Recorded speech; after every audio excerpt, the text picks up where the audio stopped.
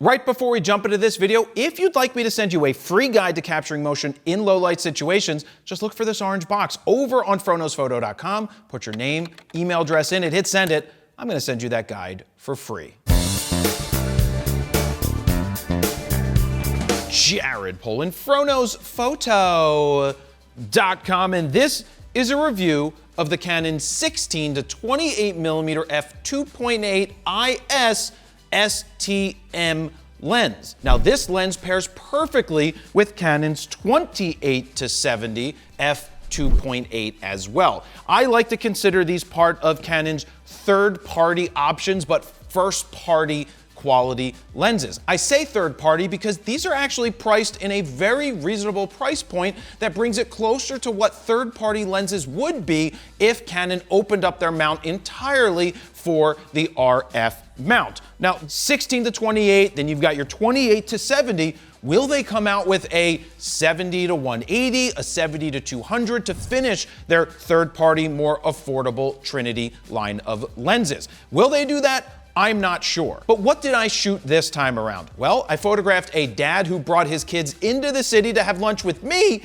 It's actually the producer that I'm working with on my bowling show that's coming out at some point. And I figured, let's get some photos with the kids. I also took it to two different basketball games. One was a college basketball game at Drexel where they have some pretty good lighting up there, very nice lighting. And the other was at St. Joe's Prep where my brother was actually officiating a state basketball game for Pennsylvania. Now I used two different bodies. One with the kids in the city, I used the Canon R8, which is a fantastic body to save some money, full frame, works really well with these lenses. And the other was a Canon R1 because I was photographing my brother doing basketball and I wanted to see how the lens did. And everything did work out pretty well, but let's get into the outside of the lens. This is the lens right here. It is pretty small. It is pretty light. It comes in at 1 pound or 454 grams. It's almost the same size as the 28 to 70. They are very similar, which means they have the same exact 67mm filter thread. So you have a 67mm lens cap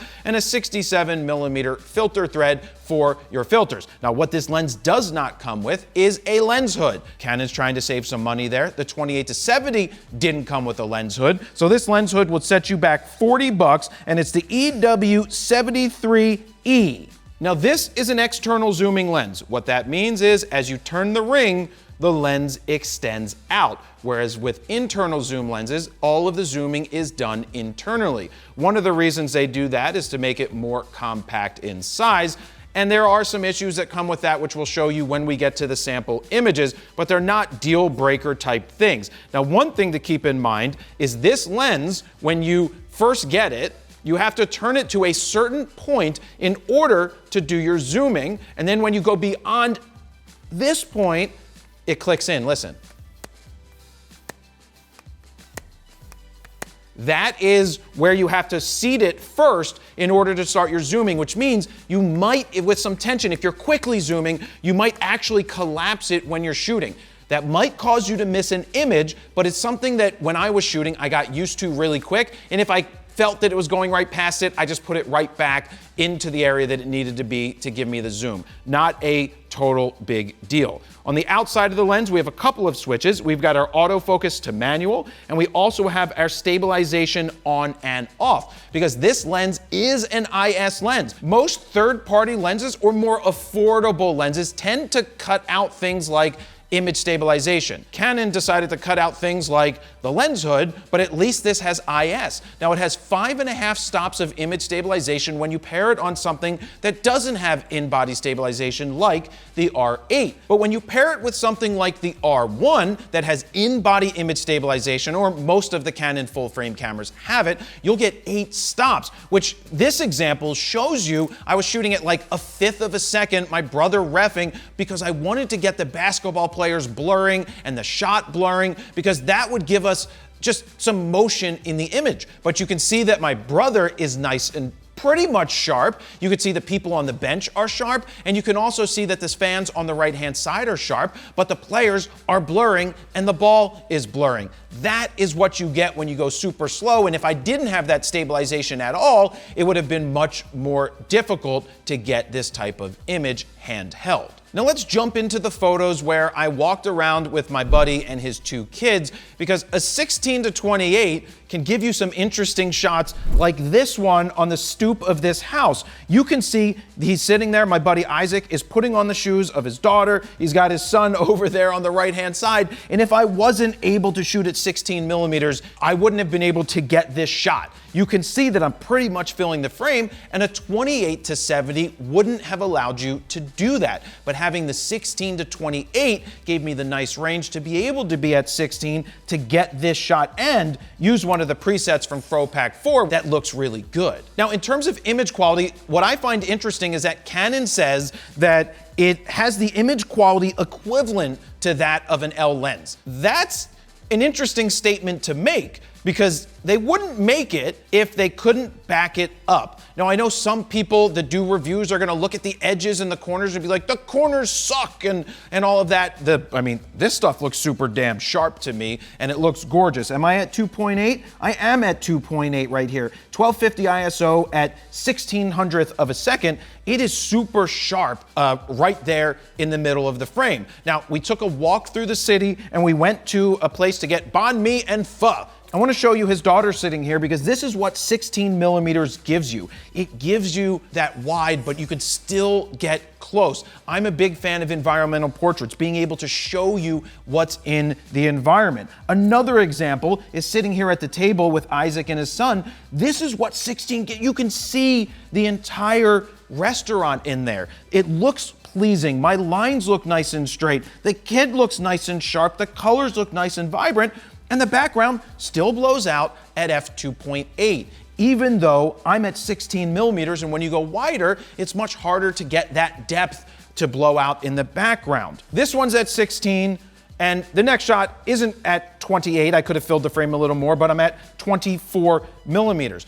But one thing I need to bring up to you is with these types of lenses, across the board, whether it's Canon, Nikon, Sony, Sigma, whoever is making lenses, they're doing a lot of digital lens correction.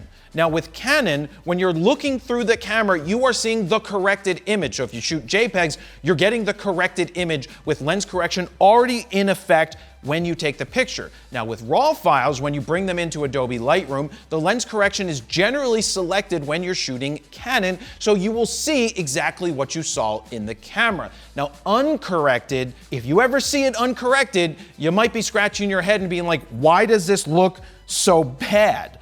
For example, we'll go back to this image right here of the girl at the table. This is 16 millimeters uncorrected. You're never gonna see it uncorrected unless you uncheck that box.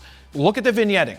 You are seeing the edges of the frame. Now, what is happening here is that Canon, in order to save money, just like every other manufacturer, has realized that they can give you wider shots, but if they add the digital correction later, that you can get the corrected image and it's going to look fantastic, because it's correcting for the imperfections of the lens. Back in the day, they had to get it right in the lens because we were shooting film and there wasn't correction that you could really do after the fact. Now I have a couple more examples. Lens correction with my brother at the center of the basketball court, framed, I'm composing really well with a person on the left, a person on the right, draws you into the center of the frame.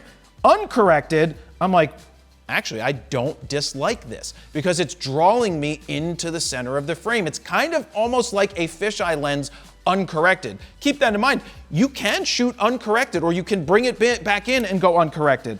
One more example. This is uncorrected of my brother stretching before the game. Gives it that slight bowing look, but corrected, you can see all of the lines get nice and straight. That also brightens out the edges. One of the things to keep in mind, not to go too far into this, is that when you do lens correction, it is brightening up the corners, the edges. I do not like what Canon does there. I feel that it over brightens it, sometimes 2 stops.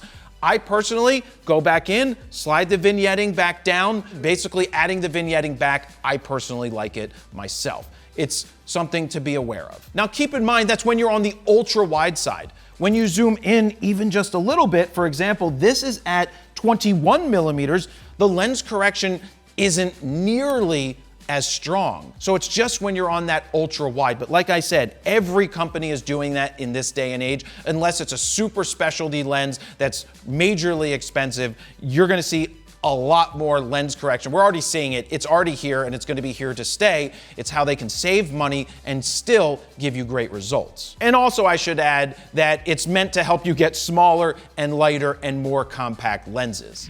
Let me jump in here real quick because I want to show you FroPak 4 in action on this photo, starting with Blue's Clues, followed by Brooklyn, C41, Copper Tone, High C, Kaleidoscope, Mel Brooks, Saltwater Taffy, Thick, Tintype, and Wet Hot American Summer. But check this out. My all-time favorite from FroPak 1 is Skittles. With one click of a button, we go boom. But check this out. Exclusive and all new to FroPak 4, we've got 4 custom adaptive Lightroom presets that include Face Enhance, Full Body Enhance, Eye Only Enhance, as well as Background Blur. So look, if you want to speed up your raw workflow, give yourself a great starting point, or you're just tired of other people's presets sucking, ours don't suck. We've created 14 all-new custom Lightroom presets that you can check out right now at froknowsphoto.com/FroPak4. While you're over there, you can play with the sliders to see the befores and the afters, and if you decide to pick them up right now, they are currently on sale. Or if you want to get the Grand Slam bundle that includes FroPak 1, 2, 3, and 4, and of course Skittles, you will save even more. Now, let's get back to the video. Now, when I was photographing the college basketball game, there were a lot of cheerleaders, and you can see that they surrounded me to get on TV. I was just like, please get me out of here, please. No, I really was like, please get me out of here, because I'm like, I'm like twice your age at this point. But 16 millimeters gets the girl doing the backflip, boom, you nail it. Under the basket, 16 millimeters is going to be incredible for basketball. It's going to give you a nice range, 16 to 28. Tilt it down on the ground, back, you are going to get great results. So how much is this lens? Well, when it's not on sale, it's $1,149. Now, that isn't very bad. That's not that bad of a price. Keep in mind that the 28 to 70 2.8, that one comes in at $1,100, which isn't bad at all. But in terms of third-party options, you don't really have the third-party full-frame autofocus options on Canon right now. An example would be a Tamron 17 to 28, which is for the E mount and the L mount, and comes in at $899. There always seems to be a little bit of trade-off here, where if you stick with the first party, it's going to be a couple of $100 more than what a third party would have been if it was available. So that's just to give you a comparison. Now, they have a 15 to 30, 4.5 to 6.3, which is only $450. Personally, wouldn't recommend that for indoor use. That's a much less expensive lens. Maybe it's a vlogging lens outside. Wouldn't be my first choice. I'd rather spend more, but I understand that twice as much is a lot of money. Now, the 14 to 35 f4 is an interesting lens. This comes in at $1,399. There is a dilemma here because I used this out shooting baseball, the Phillies playoffs, and when they won, I had it on the field, and the vignetting correction, when you do that, ends up looking good. It's an f4. You have to decide, do you want the 2.8 that's lighter? Do you want the f4 that's a little bigger? It's not that much bigger, but you get 14 to 35. That is an impressive range. Or they also have a 15 to 35 2.8, but that's getting into the 2,000, and it's a lot more expensive for this L lens than this bad boy right here. Two more important tests, sniff test and wind tunnel tests. Cheerleader smell. No, cheerleaders in Philly smell.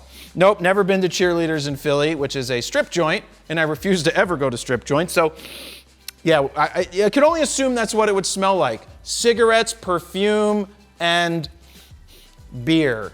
All things I don't do. Now, wind tunnel test real fast.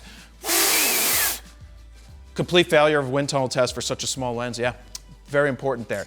Who's this lens for? This is a lens that I consider to be the second lens that you buy if you're looking for an affordable lens. I think that you buy the 28 to 70 2.8 first because it's more versatile before you get into a specialty wide angle, which I consider a 16 to 28 more specialty. But if you are starting out, the 16 to 28 and a 28 to 70 go very much hand in hand. My first step was a 35 to 70 and an 80 to 200. That range is great. And then you start to look into adding something like this. But to be able to have a 28 to a 16 to 28 and a 28 to 70 for a little over $2,000, where this lens costs you $2,000 by itself, not a bad place to go for an affordable type of lens. I was really happy with the results. Is it small? Is it light? Yeah. Does that mean that it's not gonna last? The answer is no. I think Canon is doing a great job with their third-party, more affordable for first-party lenses. The autofocus was fine. I didn't run into any issues there. I'm very happy with the images that I got out of it.